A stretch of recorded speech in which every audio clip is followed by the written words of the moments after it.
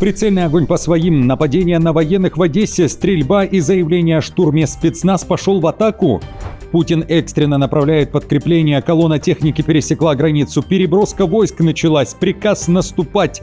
Удар по скоплению войск, наступление 7 штурмовых групп при поддержке техники, продвижение, новые позиции и точное попадание, где столкнулись ВСУ и ВС РФ. Крупнейший налет на Россию за все время войны, чрезвычайные меры и удар на 2500 километров, куда долетело. Лукашенко направляет десант, срочное предупреждение властей, Зеленский бьет тревогу. Армия останавливает огонь, приказ прекратить удары, резкий разворот на Ближнем Востоке, страшная авиакатастрофа во время стихии, полигоны в огне и огромный подарок Трампу. Кто разрешил по нему проехаться? Об этом и не только досмотрите. Друзья, всем привет, это «Время Прядко», 3 августа на календаре. Давайте начнем. Прицельный огонь по своим, нападение на военных. В Одессе мужчина устроил расправу над военнослужащими ТЦК. Он открыл огонь по сотрудникам военкомата во время их мобилизационных рейдов. 4 человека ранены. Об этом сообщает полиция. Одесские СМИ в первые минуты писали: на место ЧП стянули силовиков, стрелок забаррикадировался в своей квартире, которую после решил брать штурмом спецназ. В сети, кроме того, опубликовали видео, на котором видно, как к жилому дому подъезжает микроавтобус ТЦК, потом раздается 4 выстрела. Все происходит рядом с детской площадкой. Полиция уже подтвердила, ранены только сотрудники ТЦК, им оказывают необходимую медпомощь. По данным местных СМИ, спецназовцы начали штурм квартиры нападавшего, стрелка задержали. По другой версии, штурма не было, но стрелявший все-таки арестован. В Одесском областном ТЦК подтвердили нападение на подчиненных и заявили, что они выполняли свою работу по мобилизационному оповещению населения. Напомню, инцидент происходит на фоне мобилизации в Украине и недавнего приказа Зеленского устранить позорные моменты гусификации. Правовая квалификация действий мужчины будет дана уполномоченными органами в рамках уголовного производства. Подчеркиваем, вооруженное нападение на военнослужащих вооруженных сил Украины является особо тяжким, общественно опасным деянием. Беларусь стягивает войска к Украине. Южное направление решили усилить десантом, артиллерией, ПВО и разведкой. Под Гомелем, примерно в 40 километрах от Украины, разворачивают 37-ю отдельную десантно-штурмовую бригаду. Это будет уже 4-е соединение такого типа в составе белорусских сил специальных операций. Предыдущие 3 расположены под Витебском, Брестом и Минском. О создании новой бригады официальный Минск объявил еще в августе 2025 года. Теперь командование утверждает, формирование выходит на финишную прямую. 1 батальон уже создан. До конца года добавят 2-й, а с ним артиллерийские, зенитные и разведывательные подразделения.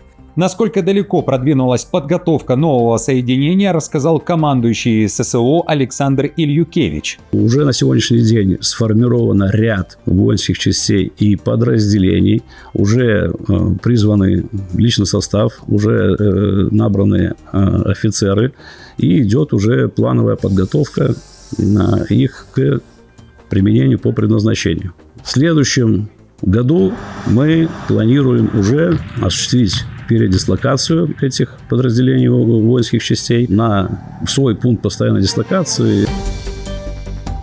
Крупнейший налет на Россию за все время Большой войны и с начала украинской кампании ответных ударов. Дроны шли волнами от западных и южных границ вглубь страны и дотянулись даже до Сибири. Минобороны РФ отчиталась о 1158 сбитых украинских беспилотниках за сутки. По подсчетам российских СМИ, это абсолютный рекорд войны. Прежний был 1060 дронов, он держался с 25 июля. Несмотря на заявление Минобороны об уничтожении всех целей, больше всего досталось Саратовской, Ростовской и Брянской областям. Накануне горело в Самарской области под прицелом очередной склад Wildberries. Кроме того, Саратовский нефтезавод, крупнейший в Поволжье, удар по нему подтвердил украинский генштаб.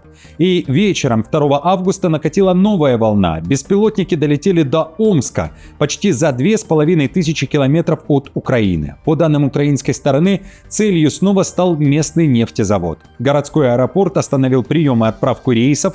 Под Омском при падении беспилотника загорелось поле. Все это во время празднования Дня города. Торжество пришлось досрочно прекратить. Дорогие омичи, в настоящий момент противовоздушной обороны Министерства обороны России отражается атака беспилотников по территории Омской области. Все вечерние мероприятия, концерт на Соборной площади отменяется. Будьте бдительны и берегите своих родных, близких, подсказывайте им правила предосторожности. Отказ подчиниться приказу военных, спецоперация в открытом море. Штурмовой отряд десантировался на палубу просто с вертолета. Под прицелом «Теневой флот России», пишет итальянская пресса. У берегов Италии военные Евросоюза перехватили и досмотрели танкер «Тоа Пайоу», которая находится под санкциями ЕС. Флагман европейской миссии «Ирине» под командованием Рима остановил его возле итальянского острова Пантелерия. Судно шло из Бенина в Стамбул под флагом Камеруна, но подняло его лишь за неделю до рейса, уточняет агентство Рейтер. Капитан судна отказался сотрудничать с военными по связи, и уже на абордаж пошла итальянская штурмовая группа. Досмотр длился около 2 часов при поддержке греческого корабля и польского патрульного самолета. Собранные документы теперь изучают, само судно пока не задержали. В Москве на досмотр танкера пока также не ответили. Рим же заявил следующее. Хочу поздравить экипаж корабля и всех военнослужащих, участвовавших в операции, за проявление профессионализма, готовности и решимости. Эта операция – еще одно наглядное свидетельство вклада Италии в безопасность в Средиземном море и в усилия Евросоюза. С весны следующего года банки РФ будут блокировать денежные переводы из-за VPN. Значит, нужен VPN, который банк даже не заметит. Gru VPN работает уже 3 года и пережил несколько волн ограничений. Gru VPN адаптирует инфраструктуру и продолжает работать даже при жестких блокировках, причем без ограничений скорости. Одна подписка до 10 устройств. У пользователей Gru VPN свободный интернет, даже если его глушат в вашем городе. Для этого есть специальные серверы для работы при белых списках. У Gru есть пробный период. Попробовать можно по ссылке в описании.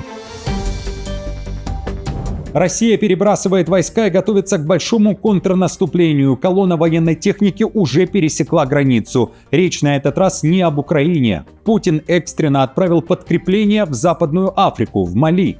Об этом сообщают расследователи BBC. По данным издания, подконтрольной Минобороны России Африканский корпус и малийские войска, ведущие бои с повстанцами, джихадистами и туарегскими сепаратистами на севере страны, получили крупную партию бронетехники, грузовики, БТР и легкие боевые машины, а доставила спецгруз, говорится в материале, российское подсанкционное судно «Михаил Бритнев».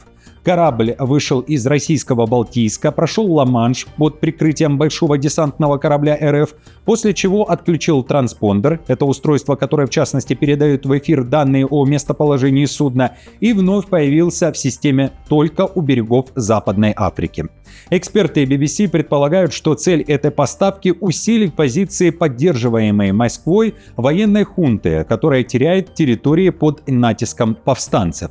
Аналитики оборонной компании Janes считают, что поставленная техника может использоваться как для логистики и переброски войск, так и непосредственно в боевых действиях. По данным BBC Verify, порт Балтийск уже неоднократно использовался как отправная точка для поставок военных грузов в Западную Африку.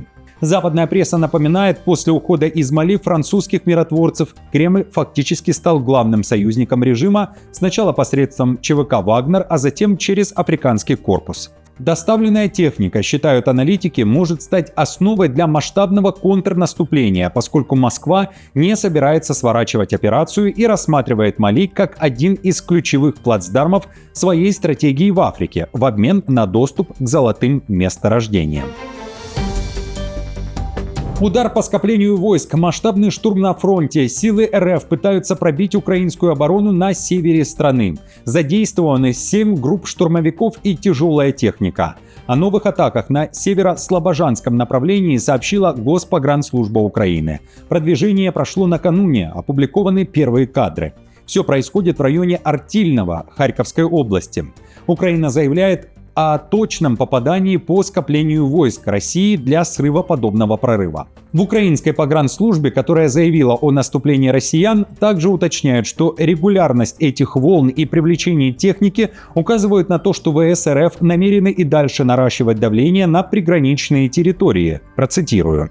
В результате боевой работы уничтожены 7 штурмовых групп, 3 автомобиля, обеспечивающие перемещение личного состава и подвоз ресурсов, а также 3 укрытия противника, где враг пытался закрепиться и накопить силы. При этом аналитики Deep State сообщают, что под Харьковом растет серая зона, территория, куда уже проникли подразделения РФ. Согласно обновленной карте проекта, российская пехота продвинулась в районе Родинского на Покровском направлении, а также возле приграничного села Артильное в Харьковской области, где как раз и был зафиксирован штурм позиций. По оценке Deep State, в районе Артильного под контроль российских сил перешло почти 5 квадратных километров территории, а площадь серой зоны уже превысила 22 квадратных километра. Срочное предупреждение властей. Зеленский бьет тревогу. Очередное признание в тяжелой ситуации. Речь об уязвимости украинской ПВО. Воздушные атаки остаются главным козырем России, а ключевой брешью в обороне Украины становится острая нехватка боеприпасов для комплексов «Патриот». Об этом Зеленский заявил накануне во время встречи с военными по случаю Дня воздушных сил ВСУ. Из-за дефицита ракет к американским системам небо Украины беззащитно перед ударами российской баллистики, в очередной раз повторяют на Банковой. Однако, говорит Зеленский, несмотря на трудности, воздушным силам удается сбивать большую часть крылатых ракет и дронов за счет европейских ракетных комплексов, таких как Iris-T, Hawk и NASAMS.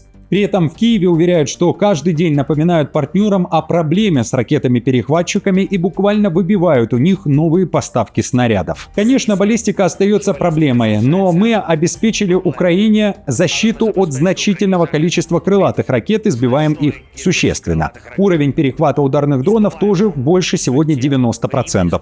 Это очень весомый ваш результат, очень весомый результат Украины. Всех нас, всех вас.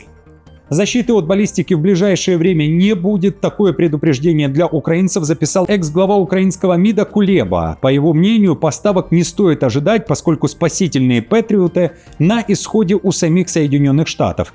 Те израсходовали 2/3 собственных арсеналов во время войны в Иране, пояснил Кулеба. В сложившихся условиях, считает дипломат, единственным способом спасения остается бомбоубежище.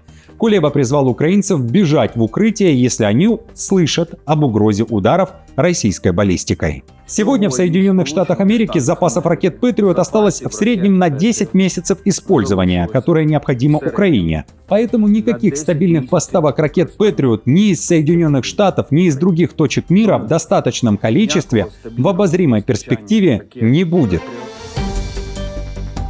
Армия останавливает огонь. Срочный приказ прекратить удары. Этим вопросом вновь задаются на Ближнем Востоке. Противостояние там подходит к концу. Израиль и Газа на пороге нового перемирия. Так, во всяком случае, пишет саудовская Аш-Шарк Аль-Аусад со ссылкой на Хамас.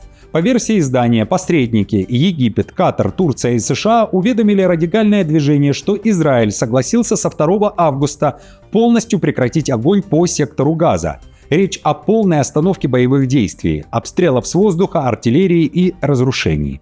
По утверждению Хамас, это согласие Иерусалим уже передал Совету мира, переговорной площадке, созданной по инициативе Трампа. Вот только сам Израиль это отрицает, и на земле перемирия пока не видно. В тот же день, 2 августа, израильская авиация снова била по сектору Газа. Официального решения от израильского правительства ждут после заседания кабинета, которое назначено на 3 августа. Тем временем один из членов военного кабинета Израиля уже дал понять, шанс разоружиться Хамас дадут, но в успех он не верит. Сделки об остановке ударов не было. Израиль, уже контролирующий 70% анклава, должен взять его полностью, если Хамас не разоружится. В сделке, которую мы подписали с Соединенными Штатами, наша позиция такова: Хамас должен быть ликвидирован. Это первое, что должно произойти. Удар по Венгрии энергетический, на счету каждая капля воды. Власти обратились за помощью к военным. Впервые за последние 44 года в стране останавливают единственную АЭС – Пакш. О неизбежной и полной остановке атомной электростанции заявил премьер Венгрии Мадьяр. Причиной стал катастрофический обвал уровня воды в Дунае до рекордного минимума в минус 133 сантиметра, что делает невозможным штатный забор воды для охлаждения атомных реакторов. На фоне приближающейся 40-градусной жары венгерское правительство созывает заседание рабочей группы по обороне и готовится к принудительному ограничению энергопотребления для крупных предприятий. Власти призывают граждан, торговые центры и муниципалитеты жестко экономить электричество и воду. Самыми сложными, предупредил Мадьяр, будут ближайшие 5 дней. В нескольких сотнях населенных пунктов уже введены различные уровни ограничения водопотребления. Во многих местах действует запрет на полив. Однако можно сказать, что снабжение питьевой водой, за редкими исключениями, осуществляется бесперебойно. Там, где это необходимо, мы помогаем населению армейскими автоцистернами и раздачей воды в пакетах. Огонь вышел из-под контроля. Катастрофа в воздухе. 2 вертолета столкнулись в самый разгар операции. Трагедия произошла в Греции. Полностью показать кадры столкновения я не могу из-за правил Ютуба, но видно внезапное сближение 2 авиасуден и падение одного из. 2 пилотов с упавшего вертолета погибли, еще 2 со второго уцелели. Причины катастрофы устанавливают. Тем временем огонь продолжает наступать на районе к западу от Афин. Под порта Гермино с пламенем бьются почти 500 пожарных и 23 борта. Сгорело больше сотни домов, людей вывозят по морю. Западнее Афин пламя дошло до военного полигона, и там наблюдается детонация. Трамп получил свое шоссе в Африке. Марокко назвала в его честь трассу длиной более 1000 километров. Король Марокко Мухаммед VI присвоил крупнейшей автомагистрали страны имя президента США. Речь идет о трассе Тизнит-Дахла. Это гигантский транспортный коридор вдоль Атлантики, связывает Европу с Западной Африкой и проходит через спорные территории Западной Сахары. А в Рабате, это столица Марокко, подчеркнули, что данный шаг стал знаком высокой оценки политики Вашингтона. По словам монарха, отношения 2 стран достигли пика именно в период правления Трампа, а ключевым фактором стало решение США в 2020 году признать суверенитет Марокко над Западной Сахарой.